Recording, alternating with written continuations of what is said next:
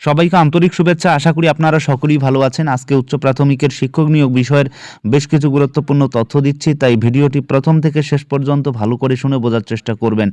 উচ্চ প্রাথমিকের শিক্ষক নিয়োগের ক্ষেত্রে সবথেকে মহাগুরুত্বপূর্ণ মামলা ম্যাট 638। আর এই ম্যাট 638কে যতক্ষণ না পর্যন্ত নিষ্পত্তি করা হয় ততক্ষণ পর্যন্ত আপার প্রাইমারি চাকরি কার্যত অসম্ভব।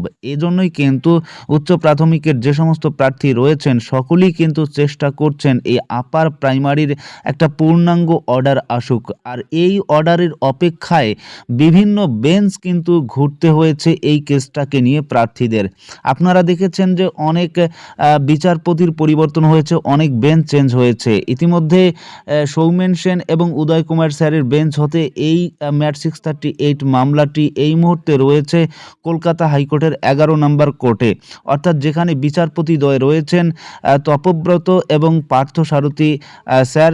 এবং এই মুহূর্তে আমরা যতটুকু শুনতে পাচ্ছি যে সেখানে বারংবার উচ্চ প্রাথমিকের প্রার্থীরা এই ম্যাট 638 মামলাটিকে মেনশন করাতে চাইছে, কিন্তু বিভিন্ন কারণে মেনশন হচ্ছে না। আমরা যতটুকু শুনতে পাচ্ছি যে এই যে ডিলে হওয়ার পিছনে অনেক কারণ রয়েছে, তার মধ্যে অন্যতম কারণ হচ্ছে যে তপব্রত এবং সেখানে পার্থসারথী স্যার রয়েছেন। এই পার্থসারথী স্যার সম্ভবত তপব্রত স্যারের সঙ্গে থাকছেন না এবং অন্যান্য সূত্র মারফত আমরা শুনতে পাচ্ছি তিনি নাকি রিটায়ার্ড করবেন। আসলে তার এখনো পর্যন্ত রিটায়ার্ডের বয়স হয়নি, তবুও কিন্তু আমরা বিভিন্ন ধরনের খবর পাচ্ছি যে তিনি রিটায়ার্ড করবেন। আসলে নয়, তিনি সম্ভবত সেই বেঞ্চে অর্থাৎ তপব্রত স্যারের সঙ্গে পার্থসারথী স্যার সম্ভবত বিচার ব্যবস্থায় থাকছেন না, হয়তো তিনি অন্য কোনো বেঞ্চে যেতে পারেন। তো আমরা যেহেতু এই বিষয়টা শুনতে পাচ্ছি এবং তার অর্থাৎ পার্থসারথী স্যারের পরিবর্তে সম্ভবত জাস্টিস ভেলুমণি তিনি কিন্তু আসতে চলছেন বলে আমরা শুনতে পাচ্ছি।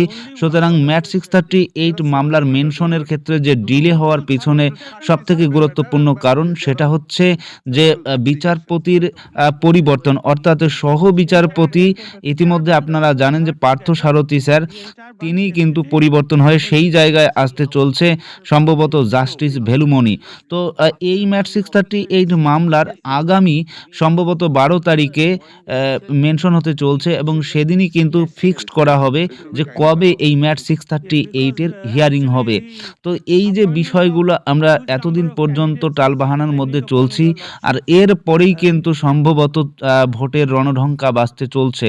তাহলে এখন প্রার্থীদের মনে প্রশ্ন জাগছে কবে এই আপার প্রাইমারির চাকুরি প্রার্থীরা মুক্তি পাবে, কবেই বা এই আপার প্রাইমারির সব থেকে মহাগুরুত্বপূর্ণ মামলা ম্যাট 638-এর পরিসমাপ্তি হবে।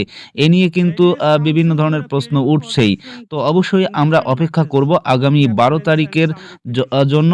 12 তারিখে যদি এই ম্যাট 638 মেনশন হয়, কবে এই হিয়ারিংয়ের ডেট পড়ে সেই বিষয়ে আপনাদের পুঙ্খানুপুঙ্খ জানিয়ে দেওয়ার চেষ্টা করব। তো আজকের ভিডিও এ পর্যন্ত।